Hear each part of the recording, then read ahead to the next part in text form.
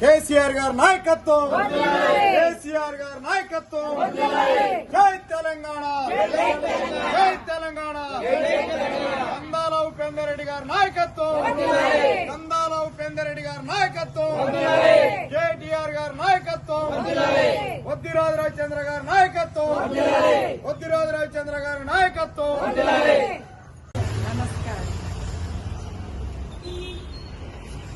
పెదలాపురం మున్సిపాలిటీలో గతంలో ఎప్పుడు కూడా ఎలక్షన్ అనేది జరగలేదు. మొదటిసారిగా మున్సిపల్ ఎలక్షన్ జరుగుతూ ఉన్నాయి.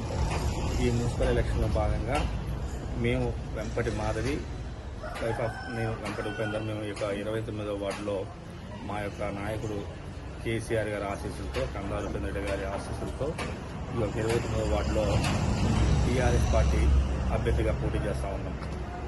ఈ 29వ వార్డు మరియు ఎదురాపురం పూర్తిగా గత పాలనకు పూర్తిగా నిర్వీర్యం చేయడం జరిగింది. ఇక్కడ ఉన్నటువంటి సమస్యల మీద మాకు పూర్తి అవగాహన నాకైతే ఉన్నది.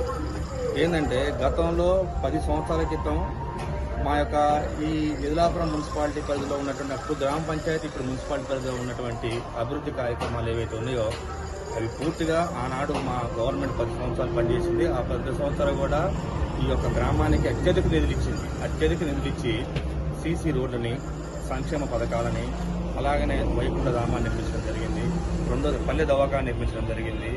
మరియు ఈ రోడ్ ఎదులాపురానికి అంటే ఒక పట్టణానికి అతి చేరువలో ఉన్నటువంటి గ్రామానికి గతంలో ఎప్పుడు కూడా సరైన రోడ్డు లేకుండా జనాలు ఇబ్బంది పడుతూ ఉంటే ఆ ఇబ్బందిని మేము మా పాలేరు శాసనసభ్యులు కందాల ఉపేందర్ రెడ్డి గారి దృష్టికి తీసుకెళ్ళడం జరిగింది. ఆయన గారు ఎమ్మటే స్పందించి మా ఊరికి ఒక డాంబర్ రోడ్డు నేర్పించి ఈరోజు ప్రజలు హ్యాపీగా సుఖంగా పోవడానికి అనుకూలంగా ఉన్నటువంటి వాతావరణాన్ని వారు కల్పించారు. అలాగనే కందాల ఉపేందర్ రెడ్డి గారు ఇక్కడ ఉన్నటువంటి ఏ ఊరికి ఇవ్వనటువంటి నిధుల్ని పూర్తిగా ఎదులాపురం మీద బాగా దృష్టి పెట్టి మా ఊరికి తన సొంత నిధులతోటి ఒక 10 లక్షల రూపాయలు పెట్టి గుడి నిర్మాణం చేయడం జరిగింది. అలాగనే కందాల ఉపేందర్ రెడ్డి గారు ఈ ఎదులాపురంలో ఎవరైనా నిరుపేదలు చనిపోయినా, మిగతా ఇంకెవరైనా చనిపోయిన వ్యక్తులు ఎవరు ఉంటే తన వంతుగా ఇక్కడ ఉన్న బిడ్డలనే తన సొంత కుటుంబ సభ్యులుగా భావించి ప్రతి ఒక్కరికి కూడా 10,000 రూపాయల ఆర్థిక సాయం చేయడం జరిగింది.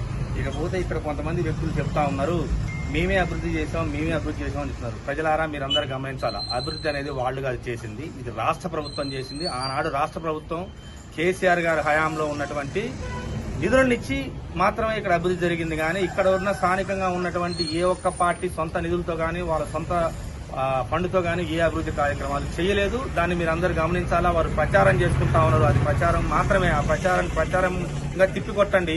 ఈసారి మాకు ఈ యొక్క 29వ వార్డులో మాకు అవకాశాన్ని కల్పించినట్టయితే మిగిలినటువంటి అభివృద్ధి కార్యక్రమాలు పూర్తిగా మనది ఇక్కడ 29వ వార్డులో ఉన్నటువంటి పూర్తిగా డ్రైనేజీ వ్యవస్థ లేదు. పూర్తిగా కొన్ని ప్రాంతాల్లో పూర్తిగా కూడా మీకు రోడ్లు లేవు. ఆ రోడ్లు కానీ డ్రైనేజీ వ్యవస్థ కానీ మరీ చెప్తా ఉన్నారు. నిన్న మొన్న నేను తిరుగుతా ఉంటే మిషన్ భగీరథ నీళ్లు కూడా రావట్లేదని చెప్తా ఉన్నారు. కనీసం మిషన్ భగీరథ మెయింటెనెన్స్ కూడా ఎవరు పట్టించుకోవట్లేదు. దానిలో భాగంగానే ఇప్పుడు మీకు ఈ అవసరం పడతా ఉన్నారు.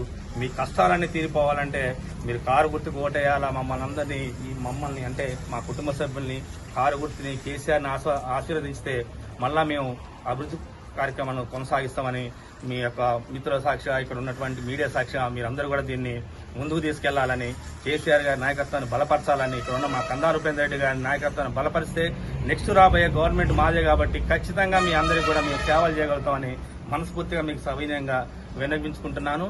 మరీ ముఖ్యంగా నేను చెప్పదలుచుకుంది ఒకటే, వీళ్ళు పదే చెప్తా ఉన్నటువంటి నీతి వాక్యాలు, ఈ నీతి వాక్యాలు బూటకు మాటలు. ఎవ్వరూ కూడా ఇక్కడ వాళ్ళ సొంత నిధులు పెట్టి మాత్రం పని చేయలేదు. ఈ రోజు వరకు కూడా వాళ్ళు పని చేసుకుంటున్నాం, మేము చేస్తున్నాం అని చెప్పేటటువంటి ఒక పార్టీ ఉన్నది. ఆ పార్టీ వ్యక్తులకు ఎవరు కూడా ఈ కాన్స్టిట్యూన్స్ లో ఎప్పుడు కూడా వాళ్ళ ఎమ్మెల్యే గాని వాళ్ళు గాని పోటీ చేసి గెలిచింది కూడా లేదు. మా అభ్యర్థులు గెలిచారు, మా కందాల ఉపేందర్ రెడ్డి గారు గెలిచారు. మా సొంత పార్టీ నుంచి వచ్చిన ఫండ్ తోటి ఇక్కడ అభివృద్ధి కార్యక్రమాలు జరిగినాయి. కానీ వాళ్ళ సొంత నిధులతోటి ఏ రోజు కూడా ఇక్కడ అభివృద్ధి కార్యక్రమాలు చేయలేదు. ప్రజలు ఇది గమనించాలా. ఇది మీరందరూ కూడా గమనించి రానున్న రోజుల్లో ఈ యొక్క అభివృద్ధి జరిగేటువంటి పార్టీకి, అభివృద్ధి చేయగలిగే మా కుటుంబానికి అంటే టీఆర్ఎస్ కుటుంబానికి మీరు ఓటేసి గెలిపిస్తే కారు గుర్తుపైన మీ యొక్క అందరికీ కూడా ఈ రోజు వరకు కూడా చాలా మంది, ఇది కొంత పట్టణ ప్రాంతమైనా కూడా ఈ పట్టణ ప్రాంతంలో ఉన్నటువంటి కొంతమంది రైతు బంధువు రాలేదంటారు, ఒక ఆయన పెన్షన్ రాలేదంటారు, ఒక ఆయన మాకు కళ్యాణ లక్ష్మి రాలేదు, షాదీ ముబారక్ రాలేదు, రకరకాల కంప్లైంట్లు ఉన్నాయి.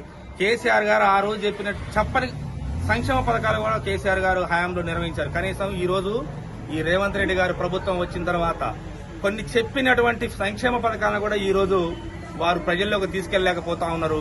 మరి ఆ రోజు మా కేసీఆర్ గారు చెప్పని సంక్షేమ పథకాలను కూడా చేసి చూపించారు. కాబట్టి ఈ రోజు మేము అదే చెప్తున్నాం, మేము చేసిన సంక్షేమ పథకాలే మమ్మల్ని గెలిపిస్తాయి. మీరందరూ కూడా ఆశీర్వదించండి. మా యొక్క కారు గుర్తు మీద ఓటు వేయండి. శ్రీమతి నా యొక్క భార్యగా పోటీ చేస్తున్న మాధవి గారికి 29వ వార్డులో పోటీ చేస్తా ఉంది. తన యొక్క కారు గుర్తు మీద ఓటేసి నన్ను, మా కుటుంబ సభ్యుల్ని, మా యొక్క టీఆర్ఎస్ కుటుంబ సభ్యులని ఆశీర్వదిస్తారని మనస్ఫూర్తిగా మీ అందరికీ కోరుకున్న. జై తెలంగాణ, జై కేసీఆర్, జై కందాల.